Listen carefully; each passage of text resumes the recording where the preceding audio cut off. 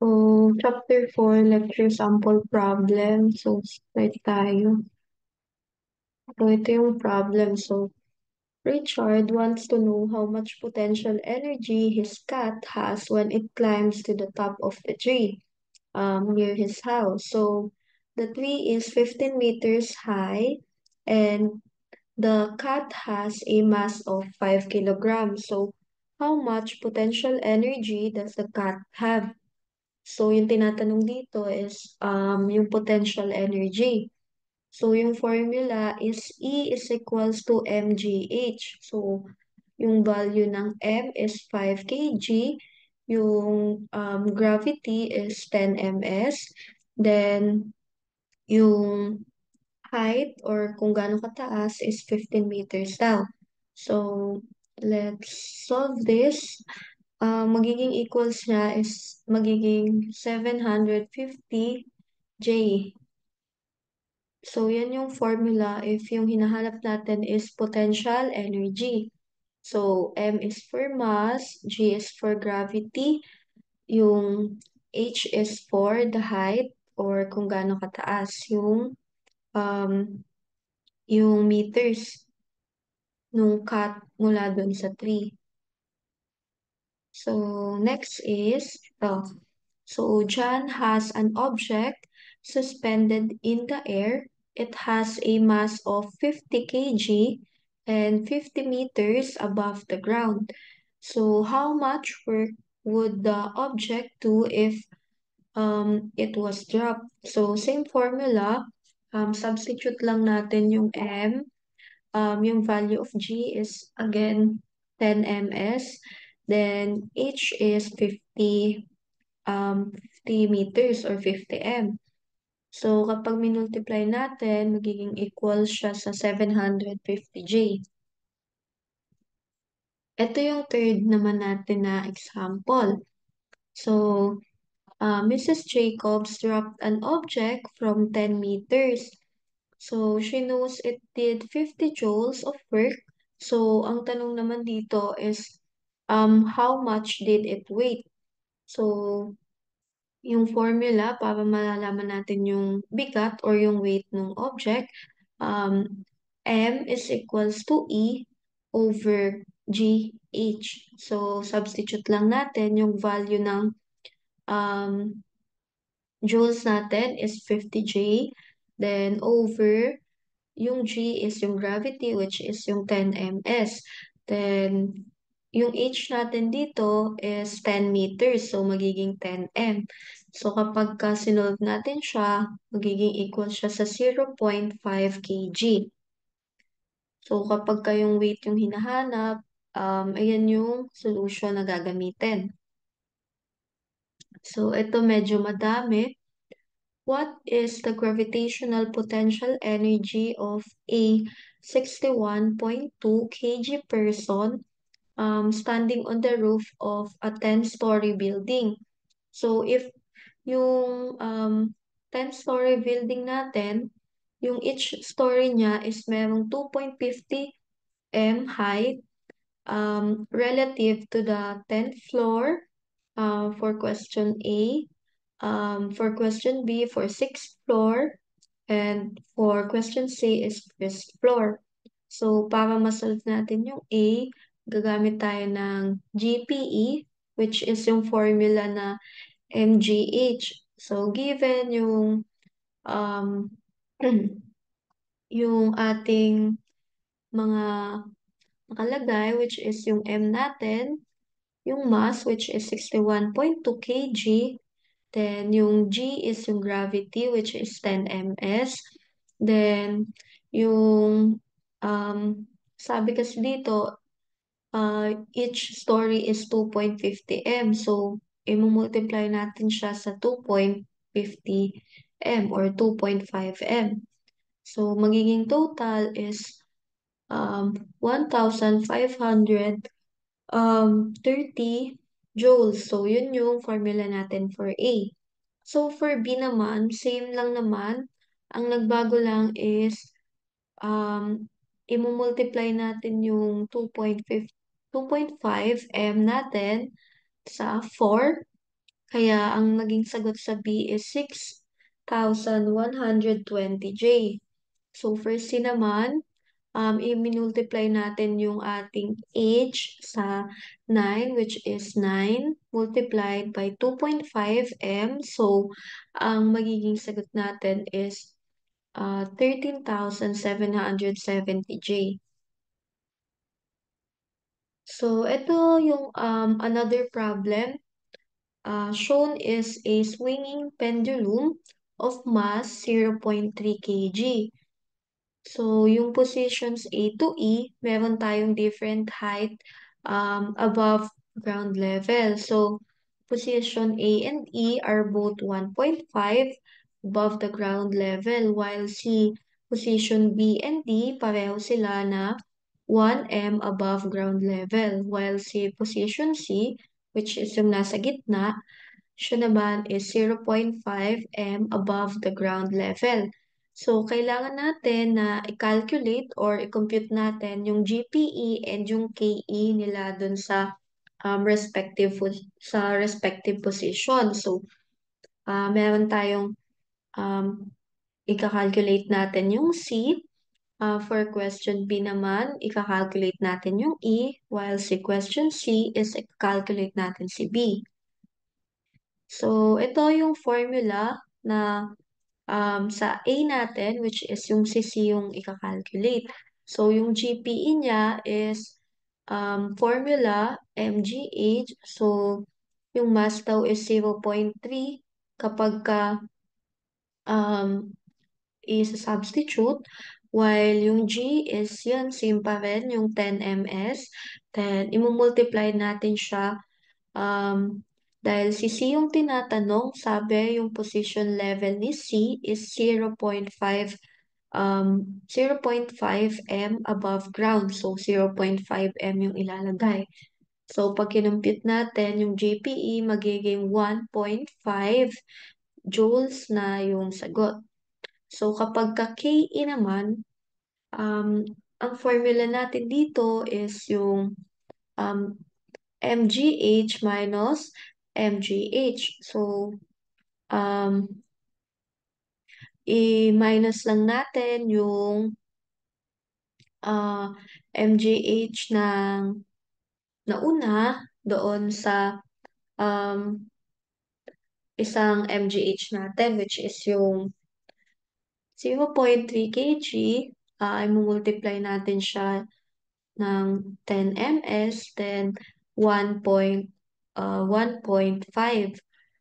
Tapos, i-minus natin siya dun sa 0.3 kg, then um, times 10 ms times 0.5 m. So, ang magiging total or ang magiging sagot is 3 joules or 3J. So, yan yung formula for A. For B naman, sorry. So, for B, yung E naman yung kailangan nating i-calculate. So, yung 0.3 kg times 10 ms times yung 1.5. Kaya naging 1.5 yung H natin kasi yung positions A and E natin ay parehong 1.5 m above ground level. So, yung KE niya is equal 0J. So, for letter C, yung kakalculate ulit natin yung 0.3 kg times 10 ms, which is yung gravity, times 1. So, dito, yung naging sagot niya is 3J. So, for KE, ang formula niya naman is yung 0.3 kg natin, which is yung M, yung G or yung gravity, which is times 10 ms, then yung H, which is yung ating 1.5 m. So, ima-minus naman natin siya sa MGH na 0.3 kg. which is yung mass ng pendulum. Tapos, ito times natin dun sa ating gravity, which is 10 ms. Then, imumultiply natin siya ng 1 m kasi dito sa letter C, yung value ng B and ng D is 1 meter above ground level. So, kaya naging 1 m yung nilagay.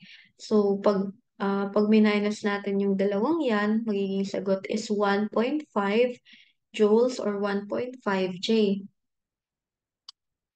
So, eto naman, an object of mass 2 kg is held 3 m above the floor of a room. Find the gravitational potential energy or yung ating GPE nga and our KE which is yung yung kinetic energy natin dun sa object relative to the table surface na merong 0.8 m above the floor. So, yan yung mga values na kailangan natin i-take note.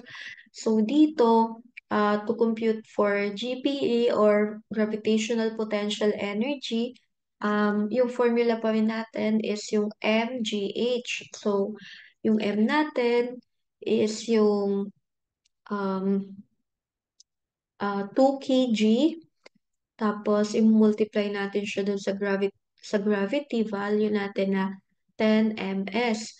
Then, yung h niya, sabi kasi dito, yung h niya is held 3 meters above daw.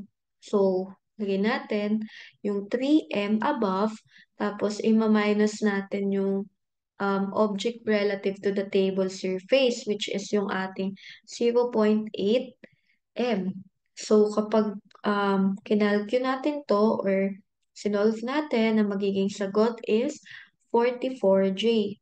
So, for KE or for kinetic energy, yung formula natin is mgh minus mgh. So, given yung nasa taas na formula which is 2 kg, tapos ita times ulit natin sa gravity na 10 ms, then i-times natin siya dun sa 3m natin.